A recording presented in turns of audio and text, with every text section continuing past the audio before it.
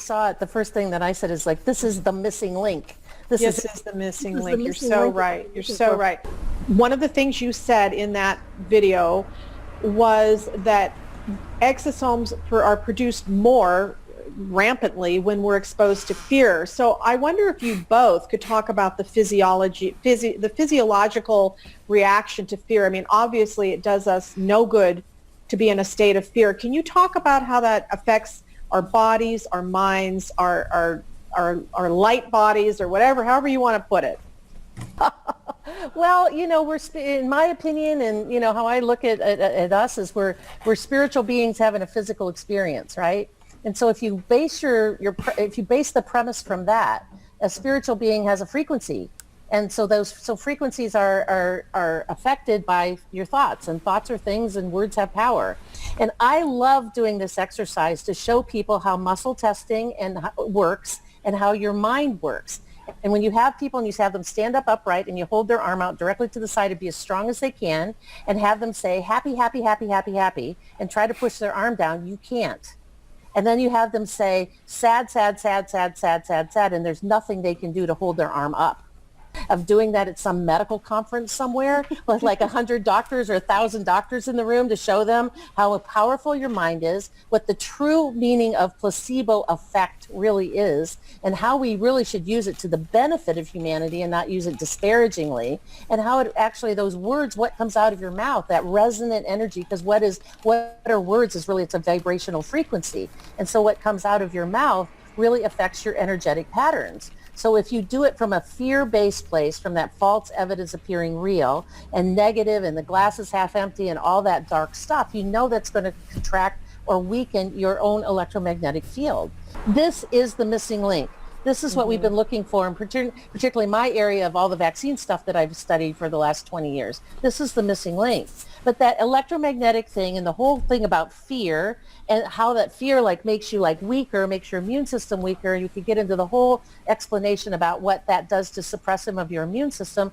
And so it's part of the programming. It's part of the programming to get you into that negative fear-based place, because then you're more susceptible to all kinds of things. Piggyback on Dr. Tenpenny's remarks, because I think there's some very profound things you said in there.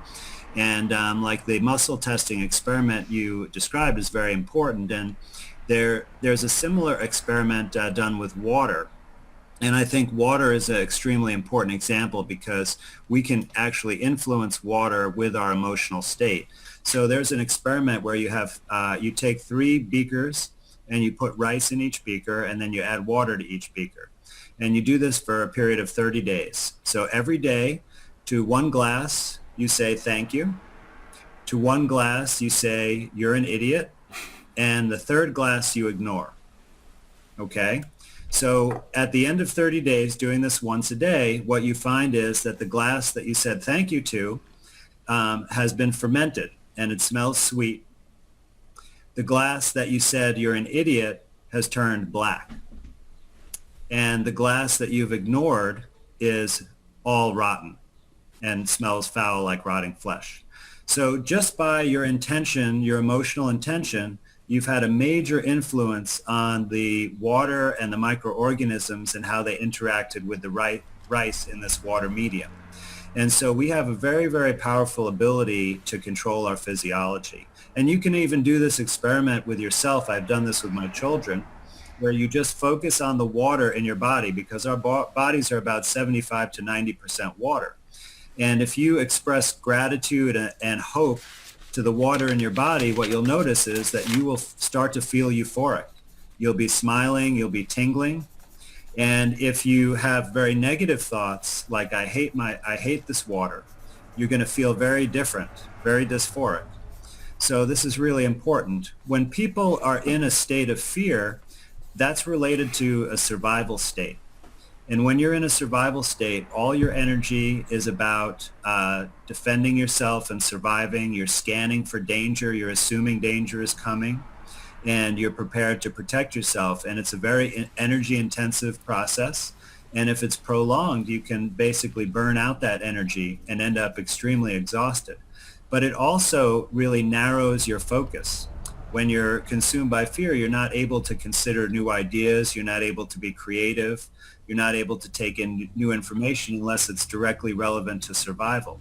So it's a very unpleasant way to exist and really closes you off from things.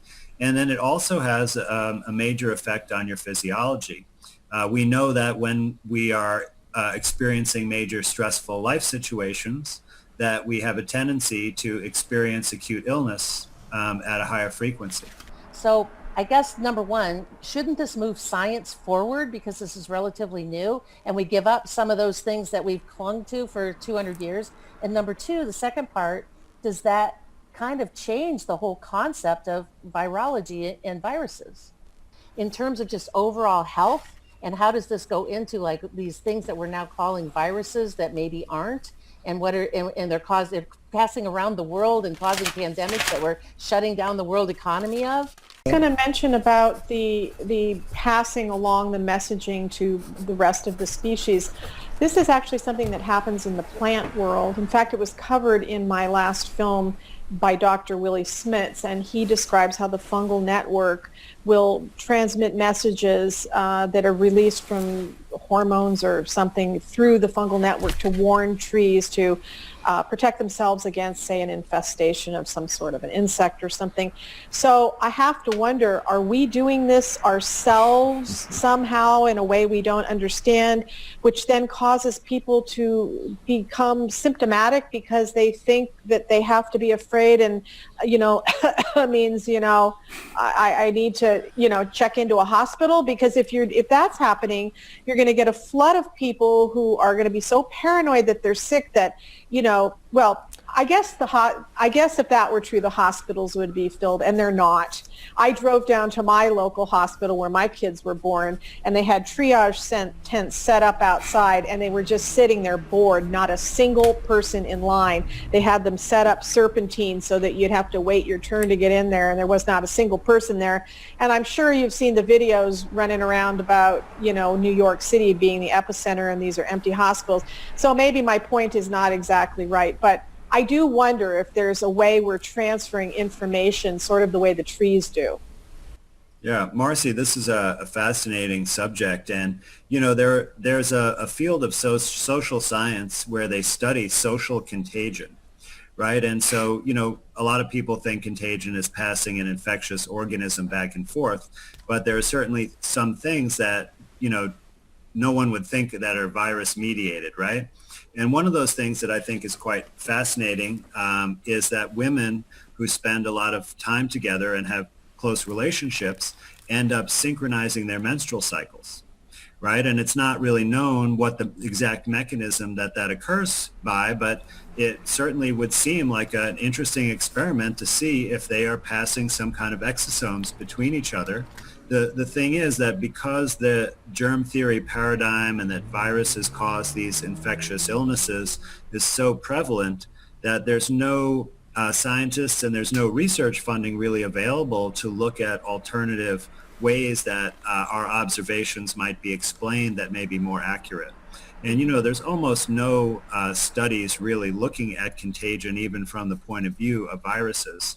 And the ones that have been done are either have a very flawed procedure, or they've showed that they were unable to transmit an illness that way.